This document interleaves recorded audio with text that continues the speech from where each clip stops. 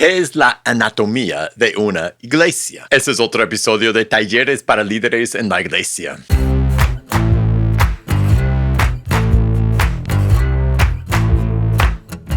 Hola, bienvenido a pazcondios.com. Mi nombre es Felipe y este es otro episodio de Talleres para Líderes en la Iglesia. En pazcondios.com nuestra misión es capacitar a líderes para equipar a la iglesia, es equipar a los santos para la obra de ministerio. Así que en nuestra página pazcondios.com regalamos una gran variedad de recursos para los que somos líderes y para toda persona que quiere buscar a Dios. Hay sermones que puedes usar como la base de la enseñanza de tu iglesia. Hay libros, seminarios, mucho más, y todo es completamente gratis. Así que te invito a visitarnos en pazcondios.com, también a suscribirte en este canal para ver todos los videos que publicamos. Ahora, en este programa, Talleres para Líderes en la Iglesia, yo comparto enseñanzas y consejos prácticos, estratégicos y bíblicos para los que somos líderes en la iglesia. Así que si tú estás pasando por algo en tu liderazgo, deseas recibir un consejo de la palabra de Dios, mándame un mensaje a consejos@pazcondios.com o ponlo en un comentario bajo de este video para que podamos conversar de tu situación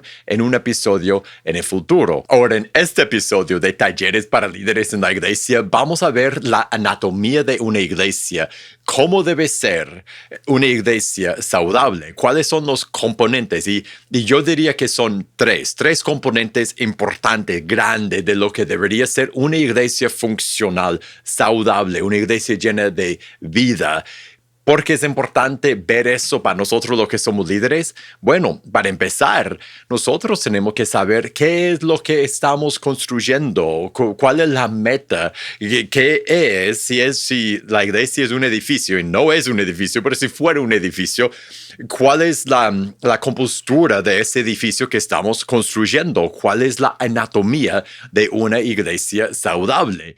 Tenemos que saber qué es lo que estamos construyendo y también tenemos que saber cómo ayudar a las personas que estamos guiando en la iglesia a formar parte, a ser parte de una forma saludable, a ser partes saludables de una iglesia. Y para eso tenemos que saber cuál es la anatomía de una iglesia, cómo debe ser la iglesia que Dios nos ha llamado a levantar. Bueno, Jesús la levanta. Nosotros colaboramos con Él en levantar la iglesia. ¿Cómo debe ser la anatomía de una iglesia? Para hallar la respuesta a esa pregunta, vamos a la palabra de Dios. Inspeccionamos, miramos, analizamos la iglesia primitiva, porque por ver la iglesia al principio, como era al principio, nosotros podemos saber hoy día cómo debe ser la iglesia también ahora. Ahora vamos a Hechos capítulo 2. Encontramos Empezamos en el verso 37. Pedro acaba de explicar el Evangelio, de enseñar a la gente el Evangelio, de predicar y proclamar el Evangelio. Y al oír eso, dice en el verso 37, se compungieron de corazón, dijeron a Pedro y los otros apóstoles, varones hermanos, ¿qué haremos? Pedro le dijo, arrepiéntense, bautícese cada uno de ustedes en el nombre de Jesucristo para perdón de los pecados, recibirán el don del Espíritu Santo. Porque para ustedes es la promesa, para sus hijos, para todos los que están lejos, para cuantos el Señor nuestro Dios llamare. Con muchas otras palabras testificaba y les exhortaba diciendo, sean salvos de esa perversa generación. Lo que vemos primero es que hay un antes y después. Hay un momento, hay que recordar eso, que nosotros no solo somos líderes de grupo de personas que se reúnen los domingos y si alguien empieza a reunirse ya es parte. No, hay un antes y después. Hay un momento que uno no es parte de la familia de Dios y después toma esa decisión, se arrepiente, se bautiza y ahora es parte de la familia de Dios, forma parte de la iglesia, del cuerpo de Cristo. En el 41 dice así, porque los que recibieron su palabra fueron bautizados. Se añadieron aquel día como 3,000 personas. La iglesia creció enormemente de una vez, pero fue por personas que tomaron su decisión de entregarse a Cristo. Ya eran parte del cuerpo de Cristo. Y mira cómo ellos vivían. Y en eso encontramos la anatomía de una iglesia, cómo debe ser una iglesia saludable, llena de vida. En el verso 2 dice, y perseveraban en la doctrina de los apóstoles, en la comunión unos con otros, en el partimiento de pan, en las oraciones, sobrevino temor a toda persona, muchas maravillas y señales eran hechas por los apóstoles, todos los que habían creído estaban juntos, tenían en común todas las cosas, vendían sus propiedades y sus bienes, los repartían a todos según la necesidad de cada uno, y perseverando unánimes cada día en el templo, partiendo el pan en las casas, comiendo juntos con alegría, sencillez de corazón, alabando a Dios, teniendo favor con todo el pueblo, y el Señor añadía cada día a la iglesia los que habían de ser salvos. 3 partes de lo que es una iglesia, de lo que era esa iglesia, de lo que debe ser nuestras iglesias también. Y la base, lo fundamental, la primera parte de lo que es la iglesia es la enseñanza, es la teología, es lo que creemos, lo que somos, lo que hacemos, sale de lo que creemos. La iglesia nació ¿de qué? Nació de la predicación de la palabra del evangelio hecho por Pedro. Pedro predicó, proclamó el evangelio y de esa enseñanza, de esa buena teología, salió la iglesia, la primera iglesia. Entonces, la enseñanza, el evangelio, Cristo y la cruz, lo esencial de nuestra fe, todo lo que nombra Hebreos 6, por ejemplo, es lo fundamental, es la base, es la esencia de lo que somos como iglesia. Una iglesia saludable, una iglesia llena de vida, tiene una buena base doctrinal. Los miembros, los individuos, saben lo que creen, saben por qué lo creen. Mira lo que dice en el verso 42. Perseveraban en la doctrina de los apóstoles. Ellos escuchaban a los apóstoles enseñar. Ellos recibían buena enseñanza. La enseñanza, la teología, es un gran componente, una gran parte de lo que es la anatomía de una iglesia. Nosotros tenemos que no solo saber eso, nosotros tenemos que guiar a las personas que son parte de nuestra iglesia a saber qué creen, a saber por qué lo creen. Y una mala razón por creer algo es porque así lo dice el pastor o eso es lo que creemos en la iglesia. Siempre lo hemos hecho así, siempre lo hemos creído así. No, nosotros tenemos que enseñar a nuestra gente a basar lo que creen en este libro, en la Biblia, y hacerlo por ellos mismos. La forma que facilitamos eso es, uno, no solo decir las cosas, sino abrir la Biblia. Y cuando enseñamos, enseñar del texto, no leer algo, cerrar la Biblia y hablar de nuestras opiniones, sino exponer. Tenemos que exponer los textos de la Biblia. Tenemos que basar nuestra enseñanza en la palabra de Dios. Cuando enseñamos, tenemos la oportunidad, cuando exponemos la palabra de Dios y no solo compartimos nuestros pensamientos, tenemos la oportunidad de demostrar, de modelar delante de nuestra gente cómo buscar y hallar lo que creen en la palabra de Dios.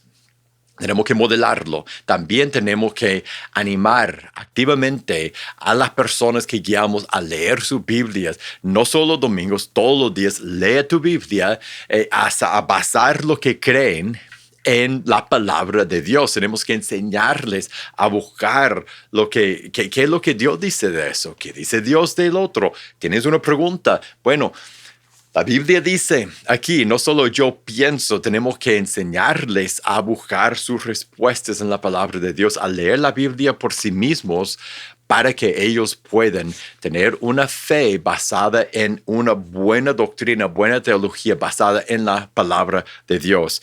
Quizá lo más importante, eso es lo que creemos. La iglesia está compuesta de nuestras convicciones, nuestra buena teología. La segunda parte era una familia, la iglesia era una familia. La iglesia buena de hoy día, la iglesia llena de vida hoy día, también es una familia unida en Cristo. Mira cuánto habló solo en ese pasaje de cómo ellos vivían como familia.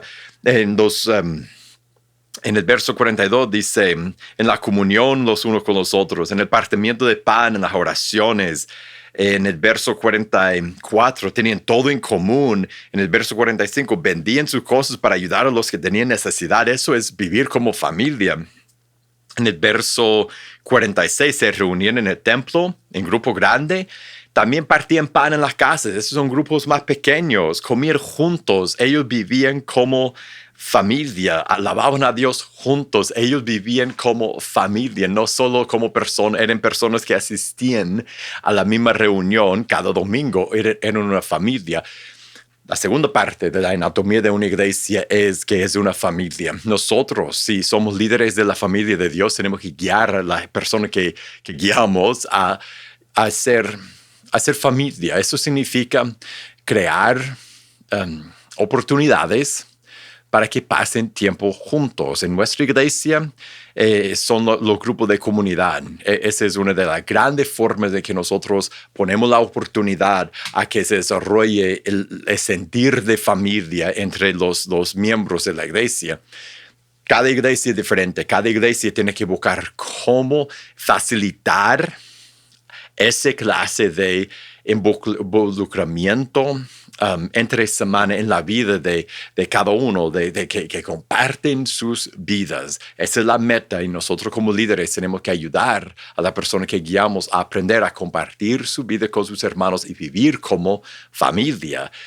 La tercera parte que vemos aquí de la anatomía de una iglesia es la misión. Estaban unidos en una misión. Sabemos eso porque, la iglesia empezó porque los apóstoles y los creyentes estaban llevando el evangelio a personas que estaban lejos de Dios. Y después, ellos públicamente estaban adorando a Dios y enseñando y viviendo su fe. Y los apóstoles, los líderes estaban haciendo señales, estaban unidos en ese propósito, en esa misión de llevar el evangelio a personas lejos de Dios. En el 47 vemos el resultado de esa misión, de ese propósito común que tenían. Dice, el Señor añadía cada día a la iglesia los que habían de ser salvos. Ellos tenían cada día bautismos. Dios agregaba personas a su familia cada día en ese tiempo. Y si lo hacía entonces, lo podría hacer ahora. Gran componente de la anatomía de una iglesia es la misión. No solo somos personas que creemos lo mismo, que nos reunimos, que somos familia, que compartamos. Somos personas que hacemos todo eso porque tenemos el mismo propósito, la misma misión, que es llevar el evangelio a personas que están lejos de Cristo. Y eso hacemos individualmente y lo hacemos juntos. Y parte de ser líder de la iglesia es llevar a las personas que guiamos a aprender, a discipular, a evangelizar, a explicar y defender su fe, a compartir el evangelio con otras personas, a hacer estudios, a hablar con personas que están lejos de Dios, de cómo entrar en Cristo, de tomar su decisión de arrepentirse, bautizarse, entregarse al Señor Jesús, de compartir el evangelio. Nosotros como líderes tenemos que facilitar que nuestros miembros aprendan a hacer eso y que sepan que la expectativa es que los creyentes hacen eso y que vivan vidas de personas que siempre están compartiendo el evangelio con otras personas. Cuando nosotros como líderes sabemos que una iglesia saludable tiene una buena base teológica, buenas convicciones compartidas por los miembros, vive como una familia unida en Cristo. Y juntos tienen el propósito, la misión de llevar el evangelio a personas lejos de Dios. Cuando nosotros guiamos nuestras iglesias a ser más y más así, estaremos guiando nuestras iglesias a imitar el modelo de la primera iglesia y a ser iglesias llenas de vida hoy día.